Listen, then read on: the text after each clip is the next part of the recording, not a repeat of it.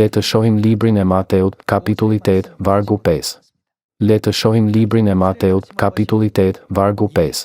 Kur Jezusi hyri në Kapernaum, i erdhi një centurion duke ju lutur dhe duke thënë: "O Zot, shërbëtori im rri shtrirë në shtëpi i paralizuar dhe po vuan shumë." Dhe Jezusi i tha: "Do të vi dhe do ta shëroj." Centurioni duke u përgjigjur i tha: "Zot, unë nuk jam i denjë që ti të hysh në strehën time, por thuaj vetëm një fjalë dhe shërbëtori im do të shërohet. Sepse unë jam një njeri nën urdhrin e të tjerëve dhe i kam ushtarët nën vete. Dhe, po t'i them dikujt, shko, ai shkon. Dhe po t'i them një tjetri, eja, ai vjen. Dhe po t'i them shërbëtorit tim, bëje këtë, ai e bën." Dhe Jezusi, kur i dëgjoi këto gjëra, u mrekullua dhe u tha atyre që e ndiqnin: "Në të vërtetë po ju them, se askund në Izrael nuk e gjeta një besim aq të madh. Unë po ju them se shumë do të vinë nga lindja dhe nga perëndimi dhe do të ulen në tryez me Abrahamin, me Isakun dhe me Jakobin, në mbretërinë e qiejve. Por bitë e mbretërisë do të flaken në errësirat e jashtme. Atje do të jetë e qara dhe kërcëllimi dhëmbëve." Dhe Jezusi i tha centurionit: "Shko dhe u bëft ashtu si." Çfarë? Ashtu siç besove. Dhe shërbëtori i tij u shërua që në atë çast. Ky është lloji i botës ku duhet të shkojmë, bota e besimit. Ati qiellor dhe nëna qiellore kanë ardhur në tokë në mish për të na shpëtuar, fëmijët e tyre. 2000 vjet më parë, Perëndia erdhi në tokën e Izraelit në trup. Në atë kohë, ai theksoi të kemi besim. Nëse kemi besim, gjithçka do të bëhet ashtu siç besojmë. Kjo është arsyeja pse te Galatasve, kapitulli 6, vargu 7, është shkruar: "Sepse ç'të mbjell njeriu, atë edhe do të korrë. Çfarëdo që mbjellim, atë do të marrim. Prandaj duhet të mbjellim besim." Ashtu si centurioni, gruaja që rrinte gjak dhe 2 të verbërit patën rezultate të mira sepse mbollën besim.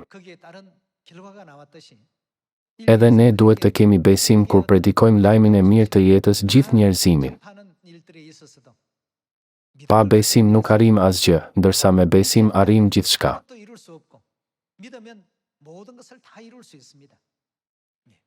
Të gjithë, a besoni që Bibla është fjala e Perëndisë? A ka ndonjë fjalë të Perëndisë në Bibël që nuk është përmbushur? Jo, asnjë.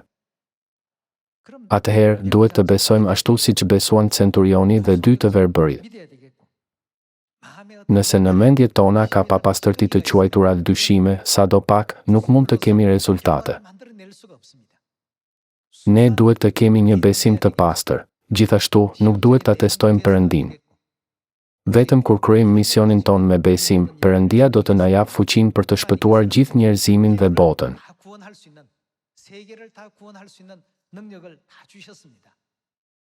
Le të shohim librin e Filipianëve, kapitulli 4, vargu 10. Dhe u gëzova shumë në Zotin, sepse më në fund kujdesi juaj për mua u rigjallërua. Në realitet ju edhe e kishit në mendje, por nuk kishit rast. Nuk e them këtë se jam në nevojë, sepse unë jam mësuar të kënaqem në gjendjen që jam. Unë di të jemi përulur dhe di të jetoj edhe në bollëk. Në çdo vend, dhe për çdo gjë jam mësuar të nginjem dhe të kem uri, të kem me tepri dhe të vuaj në ngushticë. Unë mund të bëj gjithçka me anë të Krishtit që më forcon.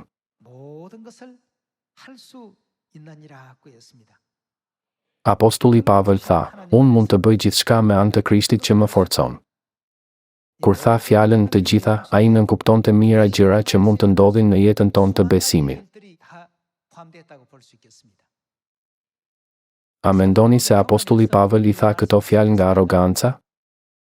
Sepse ai kuptoi që Perëndia e bëri të aftë të bëjë gjithçka. Në shpëtimin e gjithë njerëzimit, ne, fëmijët e Sionit, po kryejmë rolet dhe detyrat tona. Ju lutem mbani mend se Perëndia e ka bërë të mundur që ne të bëjmë gjithçka.